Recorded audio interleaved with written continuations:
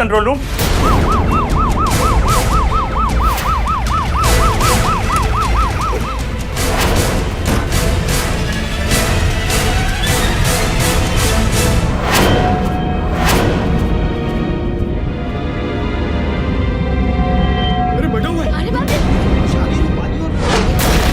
अरे देखो तो, भूत कलयुग आ गया है। दरवाजा अंदर से बंद है, तोड़ दे।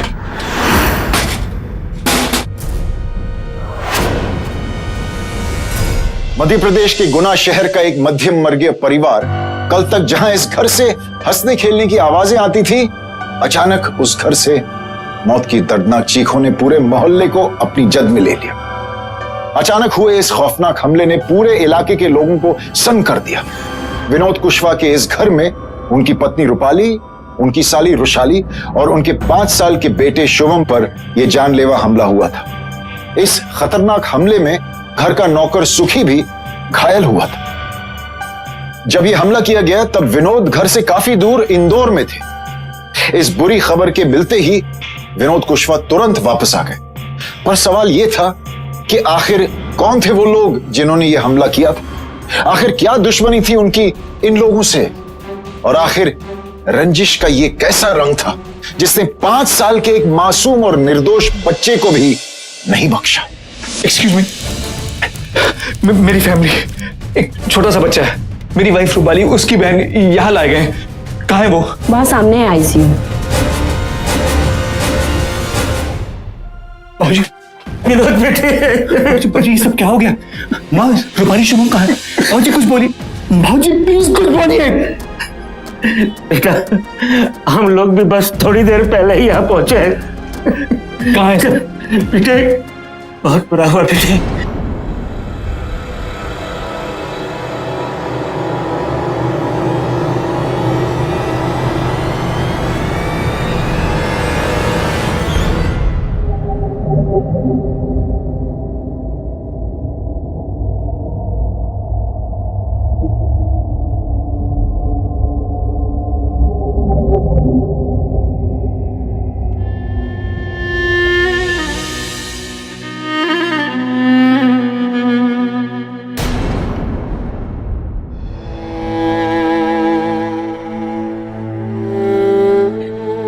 रूपाली, भाजी,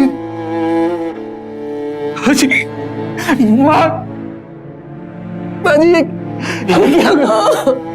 संभालो अपने आप को बेटे, संभालो अपने आप को, वरना शुभम और रुशाली को कौन संभालेगा? वो दोनों का है। शुभम और रुशाली भी पूरी तरह से घायल है। डॉक्टर उन्हें बचाने की पूरी कोशिश कर रहे हैं। सुखी भी पूरी तरह से घायल हो गया है। रूपाली,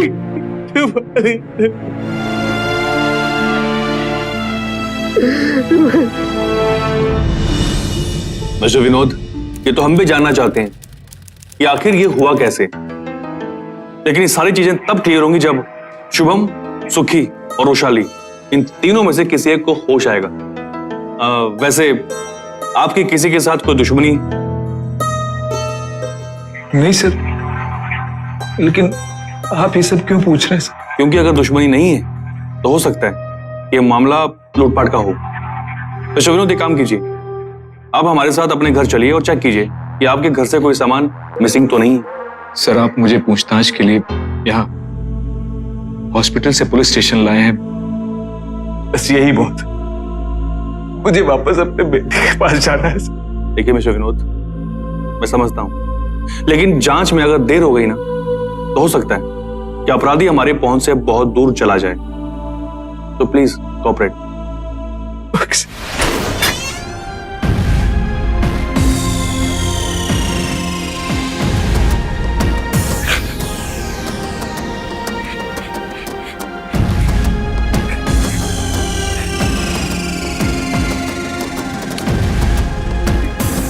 मिस्टर विनोद, मैं जानता हूं कि जो आपके साथ और आपके परिवार के साथ हुआ है वो बहुत ही भयानक है, बड़ा रिक्वेस्ट, अब हमारे साथ अंदर चलिए और प्लीज हमें बताइए कि आपके घर से क्या क्या सामान मिसिंग है, प्लीज।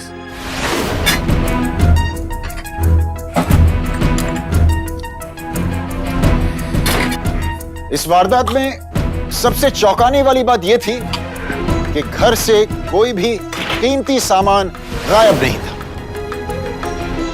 जाहिर है इस हमले का मकसद लूट से नहीं जुड़ा था। ऐसे में पहली संभावना यही बन रही थी कि किसी ने गहरी दुश्मनी के कारण इस हमले को अंजाम दिया है।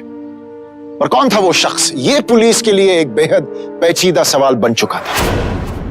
देखिए मिस्टर विनोद, ये बात तो तय है कि ये केस लूटपाट का नहीं है, लेकिन मारने वाले का इरादा सिर्फ जान लेना था। उसकी सिर्फ एक वजह हो सकती है। क्या सर? सर, हाँ पांडे, इनके नौकर सुखी को होश आ गया है। शुभम और भाभी कहाँ है? मुझे उनसे मिलना है। मुझे जाने दो, मुझे मिलना है उनसे। हाँ हाँ हाँ, मिलवाएंगे मिलवाएंगे। प्लीज अभी आपको आराम की जरूरत है।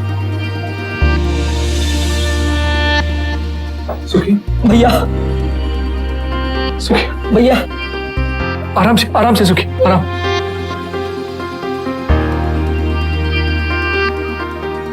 भैया शुभम और भाभी कैसे? मुझे उनसे मिलना है, मुझे उनके पास ले चलो, मुझे उनसे मिलना है। रुशाली दीदी कैसी है? सुखी, तेरी भाभी नहीं रही अब। क्या? हाँ, शुभम और उशाली की हालत में बहुत सीरियस।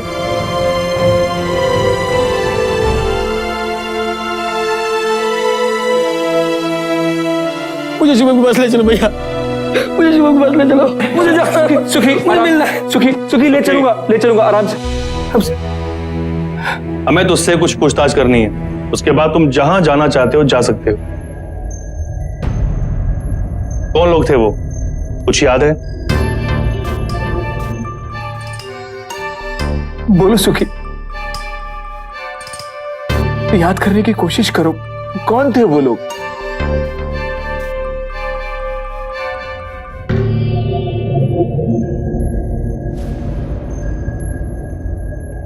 भैया वो तीनों बहुत खतरनाक थे भैया।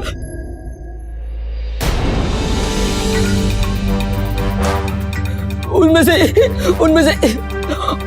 एक ने रुशाली दीदी के साथ। ओके, मुझे सारी बात शुरुआत से बताओ, क्या हुआ था? वो लोग घर में दाखिल कैसे हुए?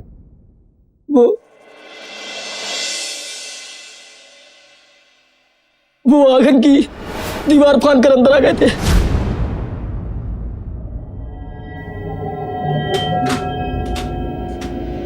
कौन हो आप लोग? यहाँ क्या कर रहे हो? छोड़ो मुझे! कौन हो आप लोग?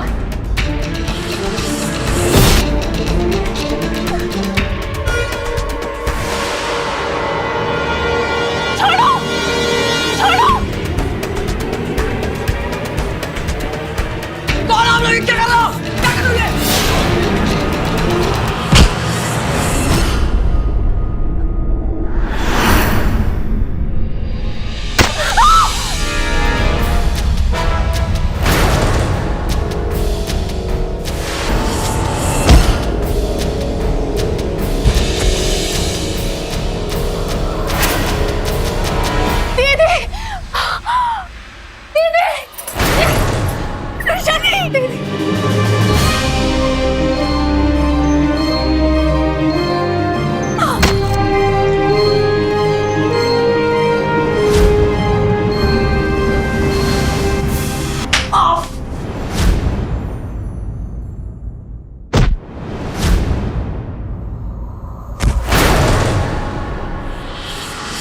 उन्होंने सबको चाकू से मार दिया था।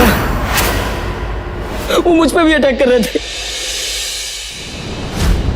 कुछ किसी तरह मैंने अपने आप को बाथरूम में बंद कर लिया, मगर मैं रुशाली भाभी को नहीं बचा पाया।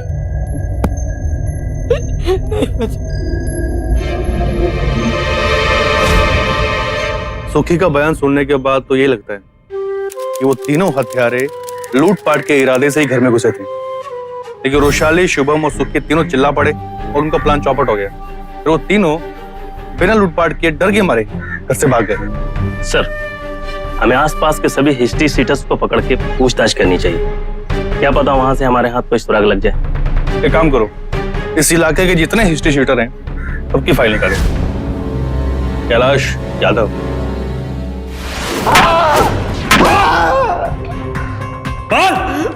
साहब मैंने कुछ नहीं किया। विजय शर्मा,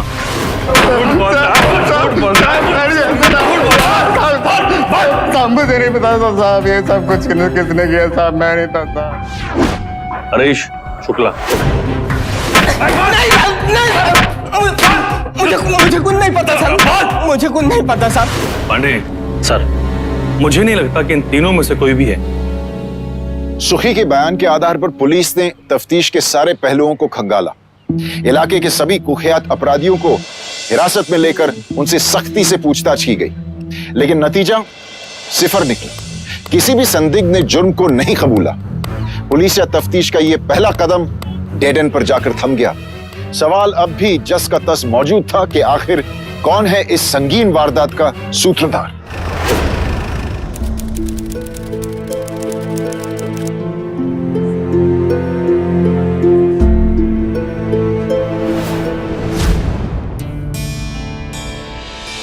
चलो बस, बहुत हो गया ये खेल वेल। जाओ और जाकर अपने कमरे में सो जाओ सब लोग। चलो, मैं तो बच गई। इस बार आप बच गई, लेकिन अगली बार आपको ये पट्टी बांधकर अपनी बारी पूरी करनी पड़ेगी। सुखी, कल की कल देखी जाएगी, ठीक है? फिलहाल हम तो चले सब सोने के लिए, और तुम तब तक नहीं सोगे जब तक अपना होमवर्क कंप्लीट नहीं कर लेते, ठीक है? पिछले 4 साल से 10th में फेल हो रहा है। ठीक से पढ़ाई कर ले, वरना शुभम के साथ 10वीं का पेपर देने जाओगे तुम।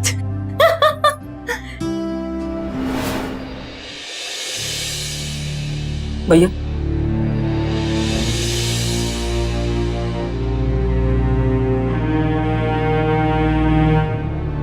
भैया आप शुभम की बिल्कुल चिंता मत कीजिए, उसे कुछ नहीं होगा भैया।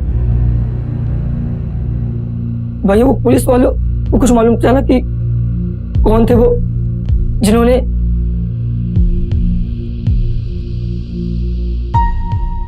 तूने उनमें से किसी की शक्ल भी नहीं देखी? भैया सबने अपने चेहरे पर रुमाल बांधा था, किसी का चेहरा नहीं देखा, समझ में आ रहा था। और भैया सब कुछ इतना अचानक, इतना जल्दी हुआ भैया कि कुछ समझ ही नहीं पाया, और जब तक सोच पाता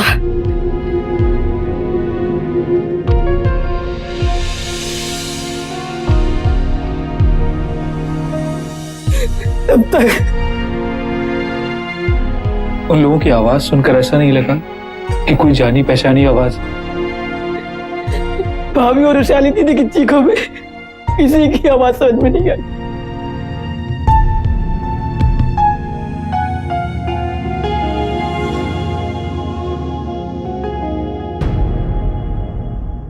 आपकी वाइफ का पोस्टमार्टम हो गया है। आप उनकी बॉडी को ले जा सकते हैं।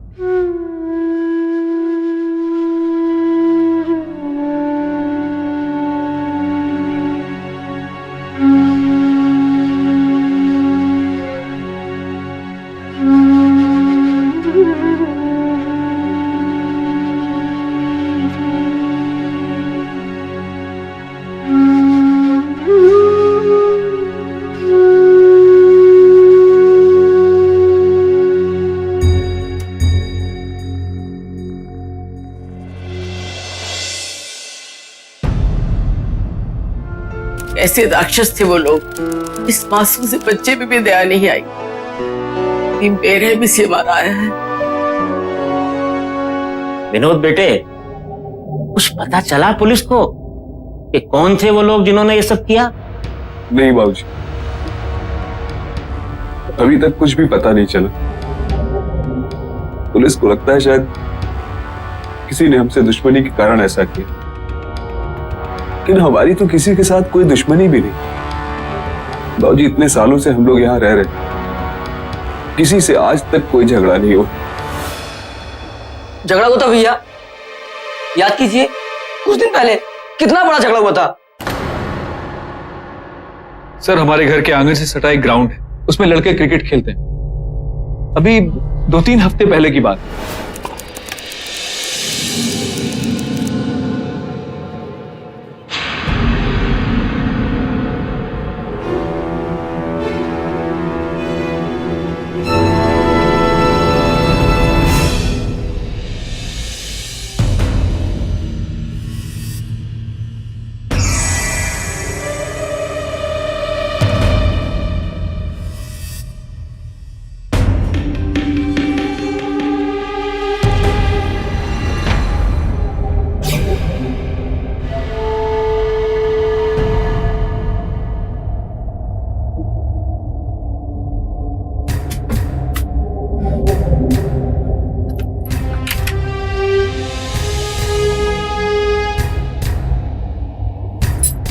क्या हुआ रुशाली? दीदी, मुझे लगा कि वहां कोई था। अरे पगली, वो घर के बाहर मैदान है ना, अक्सर लड़के वहां क्रिकेट खेलते हैं। उन्हीं में से कोई लड़का आया होगा दीवार को फांदकर बॉल उठाने। पर सच कहूं तो कभी कभार मैं भी सोचती हूँ कि उस दीवार को फांदकर घर के अंदर कोई भी कभी भी आ सकता है। अरे डरने की कोई जरूरत नहीं है, ठीक है? अगले संडे उस दीवार पे कांट वाला तार बजवा दूंगा, तब बाहर से कोई नहीं आ सकेगा। ओके, लंच करूं? जी, जाकर।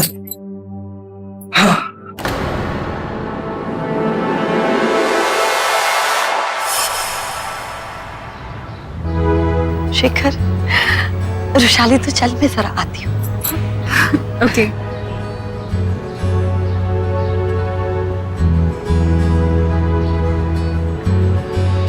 सुनो,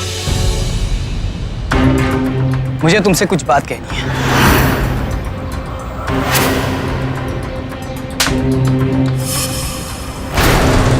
तुम्हारी हिम्मत कैसे हुई मेरा हाथ पकड़ने की?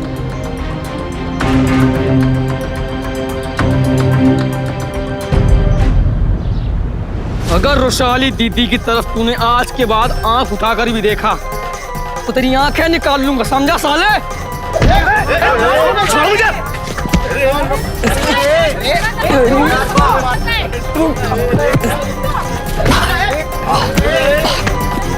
देख लूंगा तुझे, देख लूंगा। भैया, उस लफंगे को सबक सिखाना बहुत जरूरी था। अब देखना, उस सपने में भी रुशाली दीदी को तंग करने के बारे में नहीं सोचेगा। सुखी, तुम जानते हो ना कि वो एक गुंडे टाइप का लड़का है। कल को रुशाली को और ज्यादा तंग करने लगा तो, या फिर उसने अपने साथियों के साथ मिलकर तुम्हारे साथ मारपीट की तो? मैं अकेला सबको। चुप। ऐसे लड़कों के मुंह नहीं लगते हैं। और रुशाली तो वैसे भी कुछ दिनों के बाद यहां से जाने वाली। आगे से मैं ये सब कुछ नहीं सुनूंगा।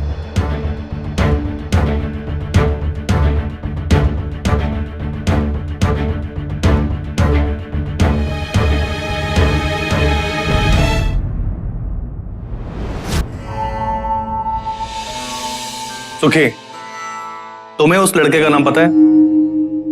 अमित।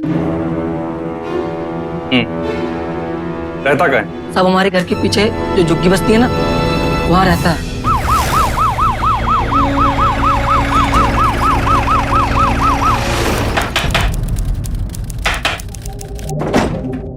अमित। इंस्पेक्टर साहब आप? चलो। कहाँ? Police station. बोल। रुशाली ने तुझे सबके सामने थप्पड़ मारा, फिर सुक्की ने पूरे घर के सामने तेरी धुलाई की, इसीलिए तूने पूरे परिवार की बड़ी बेरहमी से हत्या कर दी, है ना? बोल। नहीं नहीं साहब, मैंने किसी से कोई बदला नहीं लिया साहब, नहीं मैंने किसी को मारा नहीं है साहब। झूठ बोलता है, झूठ बोलता है। 3-4 घंटे ऐसे ही मार खाएगा ना, तब जाके तू सच बताएगा। बोल। नहीं साहब, नहीं साहब, आप उस सुखी के कहने पे मुझे यहाँ पकड़ के लाए ना, वो तो खुद ही नंबर 1 जुआरी नशेड़ी है साहब। अपने साहब के पैसे चोरी करके हमारे साथ जुआ खेलता है वो। पुलिस ने अमित के बयान की जांच की और पाया कि वो सही बोल रहा था। और अमित के बयान के आधार पर ही पुलिस के सामने एक चौंकाने वाला सच खुला। मालूम हुआ कि विनोद का नौकर सुखी जुए और नशे की गंदी लत की गिरफ्त में था। और सबसे अहम बात तो यह थी कि सुखी की इन बुरी आदतों की भनक विनोद को भी नहीं थी। पुलिस ने यह महसूस किया कि इस बेहद ही खतरनाक हमले में सिर्फ सुखी एक ऐसा शख्स था जो मामूली रूप से घायल हुआ था। अब सुखी पुलिस के शक के दायरे में आ चुका था। इंस्पेक्टर, उस लड़के ने कुछ बताया? बताया। उस लड़के के बयान के आधार पर मुझे आपके नौकर सुखी पर शक है। आप ये कहना चाहते हैं कि ये सब सुखी ने किया? शायद हाँ। नहीं, ऐसा हो ही नहीं सकता सर। सुखी एक जवान लड़का है और उसने ही बताया था ना कि खुद को बचाने के लिए बाथरूम में छिप गया था और बाकी लोगों को हमलावरों ने काबू में कर लिया था। देखिए मिस्टर विनोद, आपके कहे अनुसार लेकिन मैं सुखी को शक के दायरे के बाहर नहीं कर सकता। इसकी वजह ये मेडिकल रिपोर्ट, इसमें साफ साफ लिखा है कि जो घाव आपके नौकर की बॉडी पर है तो बहुत ही मामूली है। और जो घाव आपकी परिवार की बॉडी से मिले हैं वो बहुत ही गंभीर है। इसकी वजह से आपकी बीवी की डेथ भी हो चुकी है और आपकी साली और आपका बेटा आईसीयू में, और वहीं आपका ये नौकर बहुत ही आराम से घूम फिर रहा है। उसने बयान दिया कि वो आपके घर पर चोरी करता था। सर वो लड़का झूठ बोल रहा है। सुखी 13 साल का था तब से हमारे साथ रहता है, हमारे परिवार की तरह। अक्सर हम लोग अपना पूरा घर उसके भरोसे छोड़कर जाते थे। आज तक मेरे घर में सुखी ने एक पैसा भी नहीं चुराया सर। हेलो, हाँ डॉक्टर भास्कर।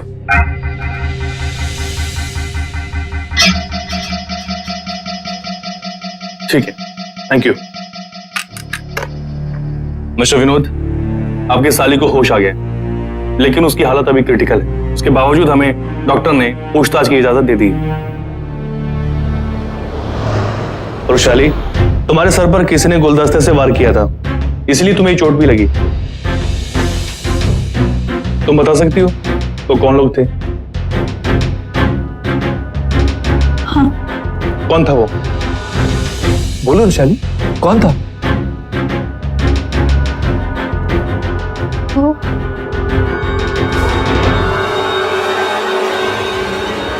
दीदी दीदी दीदी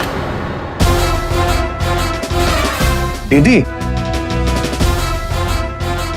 मतलब रूपाली दीदी? दीदी ने मुझे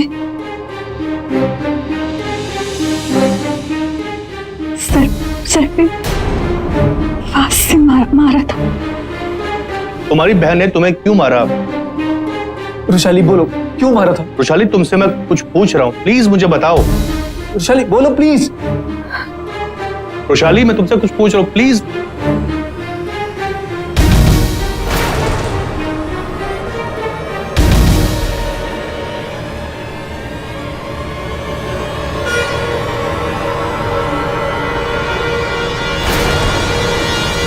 बाबा याद करो, क्यों मारा? प्लीज प्लीज आप लोग बाहर जाइए प्लीज। रुशाली की हालत फिर से खराब हो रही है। नर्स। रुशाली के इस बयान ने पूरे केस को एकदम पलट के रख दिया। पुलिस की पूरी जांच अब अनजान हथियारों से हटके इस बात पे आ टिकी थी कि आखिर रुशाली की बड़ी बहन रूपाली ने इस तरह से उस पर जानलेवा हमला क्यों किया। ऐसा क्या हुआ था इस छोटे से हंसते खेलते परिवार में। उधर सुखी ने जो बयान पुलिस को दिया था कि 3 लोगों ने विनोद कुशवाहा के घर में घुसकर उनके परिवार पे हमला किया था, वो रुशाली के बयान के बाद झूठा साबित हो रहा था। तो आखिर सुखी ने यह झूठ क्यों बोला? अब सिर्फ एक सुखी ही था जो इस सच से पर्दा हटा सकता था, इसलिए पुलिस ने तुरंत ही सुखी से पूछताछ शुरू कर ली। सुखी, मैं जानता हूं कि तुझे सब कुछ पता है, इसलिए चुपचाप सीधे सीधे हमें सच्चाई बता दे कि रुशाली ने रूपाली का नाम क्यों लिया, क्यों रूपाली ने उसको मारा। बोल। सुखी बता दे, रुशाली ने ऐसा क्यों कहा? क्या हुआ था? सुखी बोल। मिस्टर विनोद, मैं आपको 24 घंटे की मोहलत देता हूं। 24 घंटे में अगर इसने सच्चाई बता दी तो ठीक है, वरना मजबूरन हमें इसके साथ जबरदस्ती करनी पड़ेगी।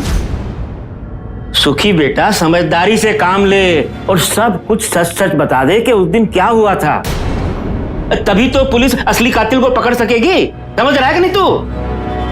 बेटे बिल्कुल मत घबरा, सच सच बता दे क्या हुआ था उस दिन। हाँ विनोद बेटा, तू ही कोशिश कर।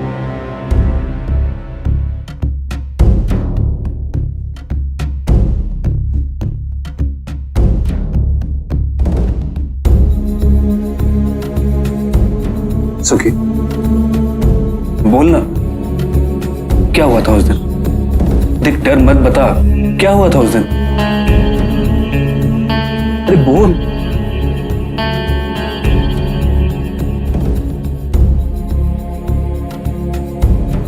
मैं आप लोगों को कुछ नहीं बता सकता, कुछ भी नहीं।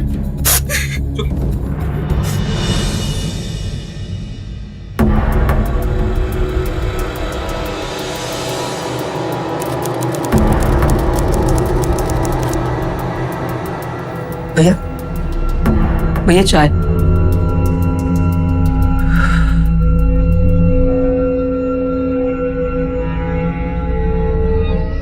देख सुखी, अगर तूने मुझे अभी सच सच नहीं बताया थोड़ी देर में पुलिस आएगी तो चले जाएगी, जेल में डाल दे, क्योंकि पुलिस को लगता है रूपाली का खून तूने किया। भैया मैं जानता हूँ आप मेरी भलाई के लिए कह रहे हैं, लेकिन सच्चाई सुनने के बाद आप टूट जाएंगे भैया, इसलिए भैया रहने दीजिए। ऐसा क्या है? ऐसा क्या है? बोल, क्या है? बोल। भैया वो आदमी है ना, वो शेखर। रूपाली के कॉलेज का दोस्त? हाँ वही भैया, वो भाभी के लिए दोस्त से बढ़ के कुछ था। क्या बोल रहा तू पागल हो गया? भैया नई कहानी बना रहा है? भैया नहीं तू भैया, सच बोल। नहीं भैया बता रहा हूँ। सच बोल। भैया तू बोल, सच बोल, सच बोल। भैया मेरी बात सुनिए भैया। बोल, कुछ भी बक रहा है। आपके ऑफिस जाने के बाद वो हमेशा घर पे आता था और भाभी के साथ आपके कमरे में बहुत देर तक रहता था। उस दिन आपके ऑफिस जाने के बाद ही वो आया था, और उस दिन दोपहर को जब वो आया तो रुशाली दीदी ने रूपाली भाभी को उनके साथ आपके कमरे में जाने से रोका, मगर रूपाली भाभी ने रुशाली दीदी को गुलदस्ते से सर पे मार दिया,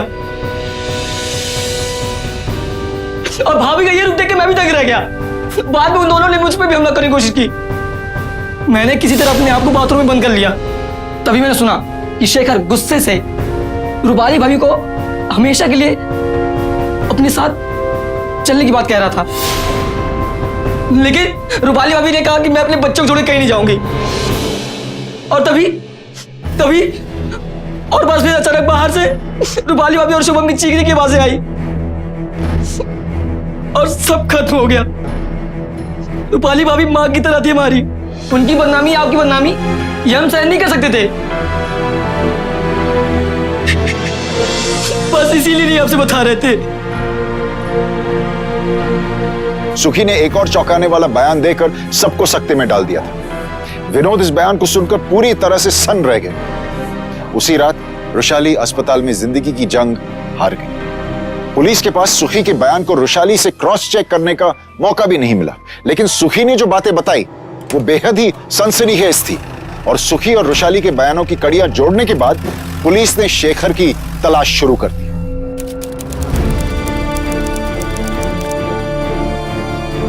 देखिए इंस्पेक्टर, आपको गलतफहमी हुई है और आप मुझे इस तरह पुलिस स्टेशन में नहीं बुला सकते। मेरे बच्चे को इतनी बेरहमी से मारने की कोशिश की। आप छोड़िए। विनोद, तुमने क्या बिगाड़ा तेरा? विनोद, क्या हो गया विनोद? क्या बिगाड़ा तुझे तेरा? प्लीज, क्या बिगाड़ा तुझे? प्लीज छोड़िए। अच्छा विनोद, प्लीज संभालिए अपने आपको। इंस्पेक्टर, इसे यहाँ पे छोड़िए, ले चलो इसे। तो की तू भी चल।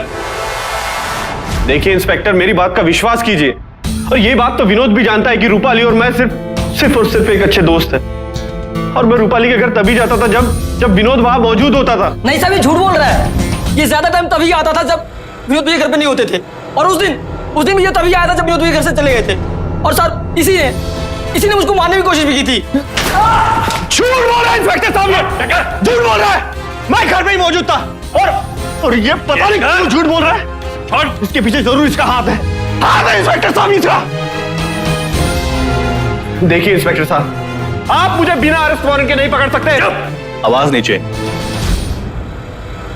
ठीक है, तुझे अभी तो मैं छोड़ता हूं, लेकिन ये शहर छोड़कर बाहर मत जाना, क्योंकि मेरे 2 हवलदार तुझ पर 24 घंटे नजर रखेंगे। और हाँ, अगली बार मैं आऊंगा तो अरेस्ट वारंट के साथ। इसे लेकर जाओ अंदर। सर, मैंने शेखर के इंदौर कॉलेज में पता किया है। शेखर ने एक बार रूपाली के लिए एक लड़के को इतना मारा था तो उस लड़के को हॉस्पिटल में एडमिट करना पड़ा था।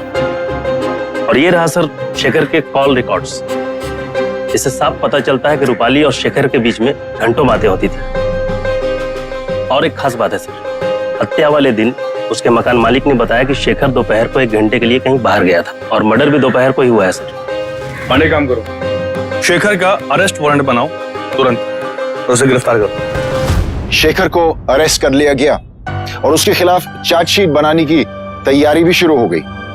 पुलिस को यही लग रहा था कि अब यह केस सॉल्व हो गया है, लेकिन विनोद की जिंदगी अब और ज्यादा उलझ गई थी। एक तरफ उसका बेटा अभी भी बहुत गंभीर हालत में था, और दूसरी तरफ विनोद को इस बात का विश्वास ही नहीं हो रहा था कि उसकी पत्नी रुशाली, जो उसे इतना प्यार करती थी, वो उसके साथ इस तरह से विश्वासघात कर सकती। सबसे बड़ी विडंबना यह थी कि विनोद के सवालों के जवाब देने के लिए रूपाली जिंदा नहीं थी।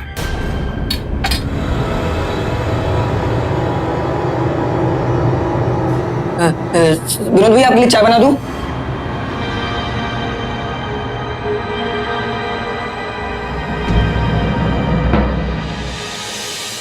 बेटा विनोद, इसने सारे दिन से ना कुछ खाया ना पिया, अब तू इसे समझा।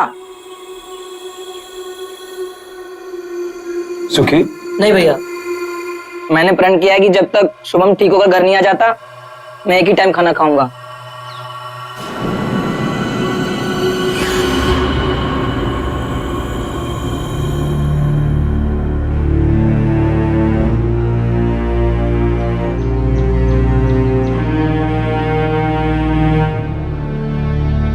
अरे पानी तो इसमें है ही नहीं। सुखी, ओ सुखी, पानी लेके आ।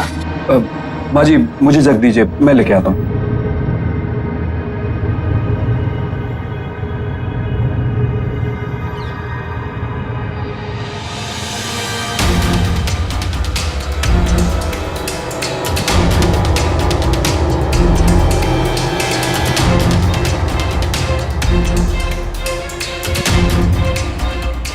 मैंने प्रण किया है कि जब तक शुभम ठीक होकर घर नहीं आ जाता मैं एक ही टाइम खाना खाऊंगा।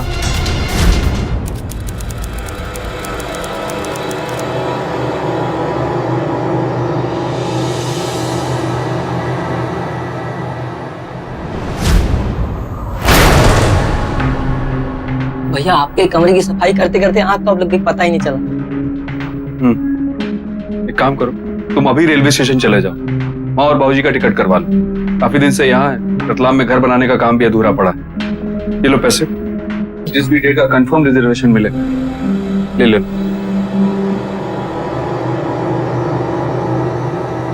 जी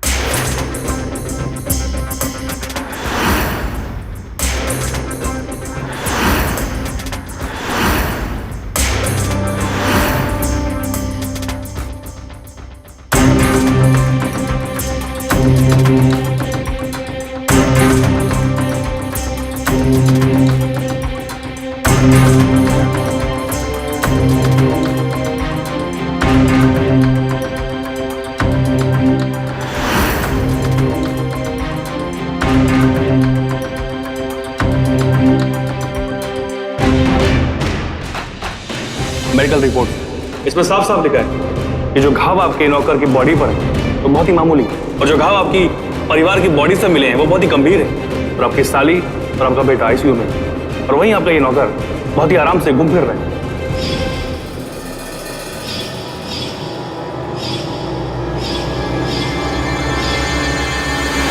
मिस्टर विनोद, पहले आपके भरोसे की वजह से हम उस पर शक नहीं कर पाए, फिर जब थोड़ा बहुत हमें शक हुआ तो सुखी अपने चालाकी से बच निकला।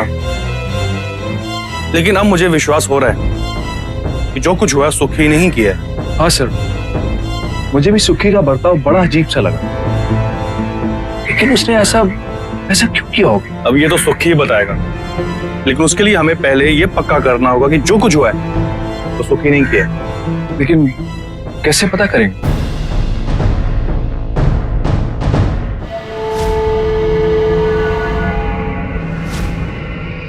सुखी, फटाफट तैयार हो जा, हॉस्पिटल चलना है। क्या हो भैया?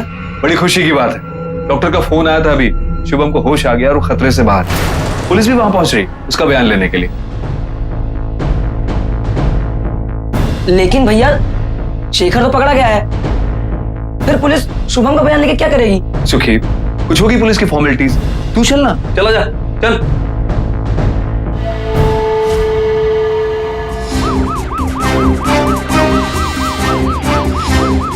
सर, ये सुखी तो आराम से हॉस्पिटल जा रहा है, जबकि ये अच्छे से जानता है कि अगर इसने फोन किया है और शुभम और वैशाली को मारने की कोशिश की है तो शुभम ने सब कुछ देखा है सर, वो इसका नाम जरूर ले। लेकिन सर अगर इसने फोन किया है तो ये हॉस्पिटल इतने आराम से नहीं जाता सर, यहाँ से भाग जाता। हाँ पांडे, मुझे भी ऐसे लगता है। चलो देखते हैं। भैया एक मिनट, गाड़ी रोकना। क्या हुआ? भैया वो मैंने मन्नत मांगी थी ना कि शुभम ठीक हो जाएगा तो सबसे पहले मैं मंदिर जाके प्रसाद चढ़ाऊंगा भैया, बस इसीलिए। आप चलिए मैं आता हूँ। चलो मैं आगे रुकता हूँ।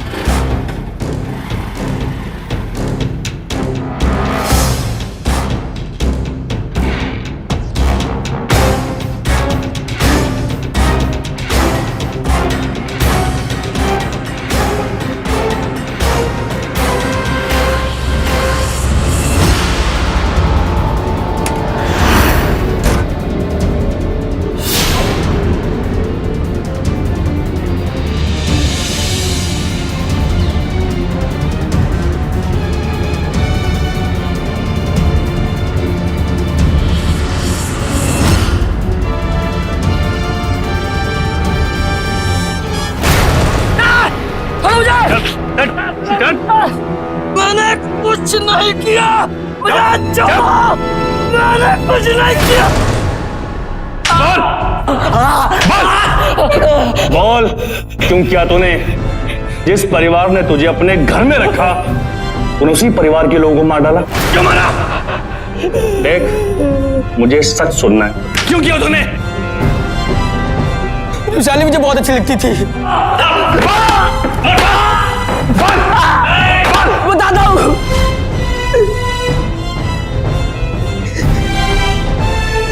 विशाली मुझे बहुत अच्छी लगती थी। अभी साल भर पहले जब वो आई थी तो गलती से मैंने उसे कपड़े बदलते देख लिया था। बस फिर मैं उसे हमेशा इसी तरह छुप छुप के देखता था।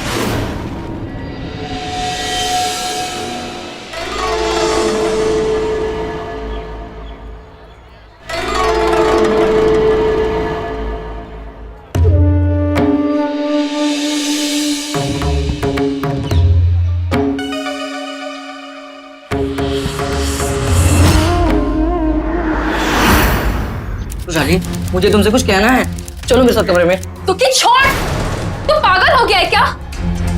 रुशाली दीदी से सीधा रुशाली पे आ गया तू। देख ले मुझे सब कुछ पसंद नहीं है बिल्कुल भी, ठीक है?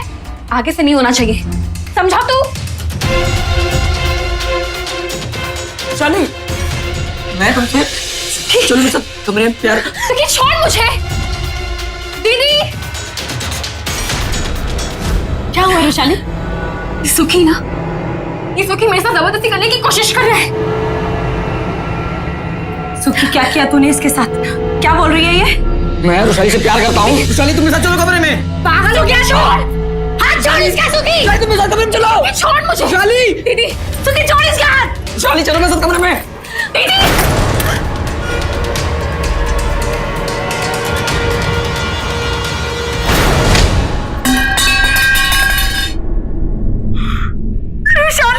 इसीलिए रुशाली ने उस दिन कहा कि भाभी ने उसे मारा, पर मेरी किस्मत अच्छी थी कि वो पूरी बात नहीं कह पाई।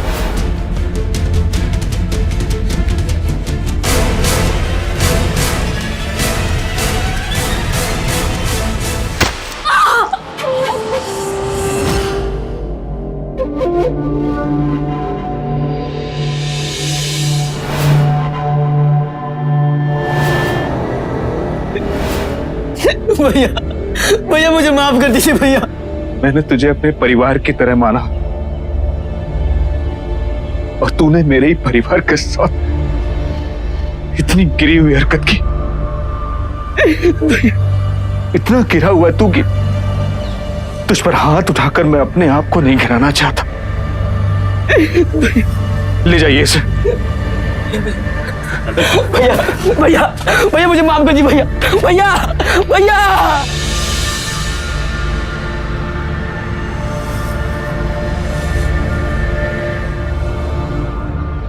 सुखी को उसकी किए की सजा मिल गई। आज वो जेल में है।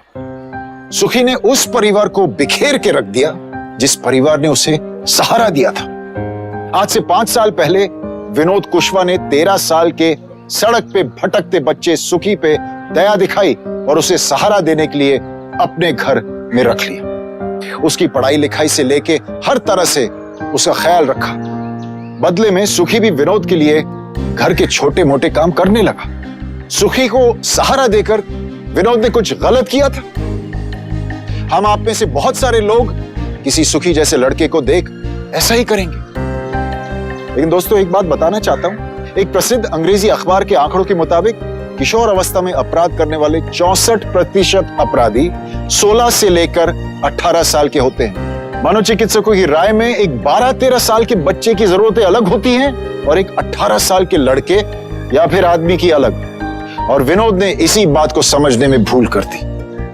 आप सब भी ध्यान रखिए, कभी भी ऐसे बेसहारा बच्चे आपको दिखे तो उन्हें एनजीओ के सुपुर्द करें, जहां उनका ख्याल उनकी बढ़ती उम्र के हिसाब से रखा जाता है, जिससे उनकी सारी ऊर्जा सही दिशा में उनकी जिंदगी बनाने में लगा दी जाती है।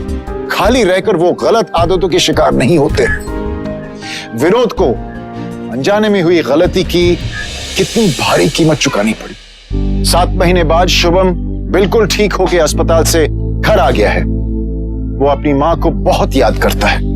शुरुआती दिनों में उस भयानक वारदात की बुरी यादें शुभम को काफी डराती थी, लेकिन बाल मनोचिकित्सक और विनोद की कोशिशों ने उसके मन से उस डर को निकाल दिया है। अब वो सब भूल के एक आम बच्चे की तरह जिंदगी जी रहा है।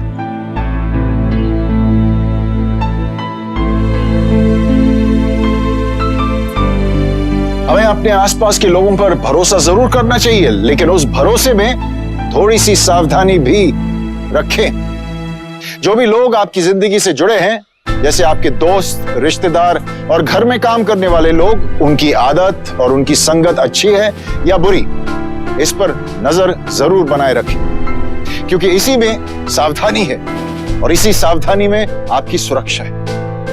इसी ख्याल के साथ हम आपसे विदा लेते हैं। कल फिर मुलाकात होगी ऐसी एक सच्ची घटना को लेकर। तब तक खुश रहिए, सुरक्षित रहिए। सावधान इंडिया, इंडिया फाइट्स बैक। नमस्कार।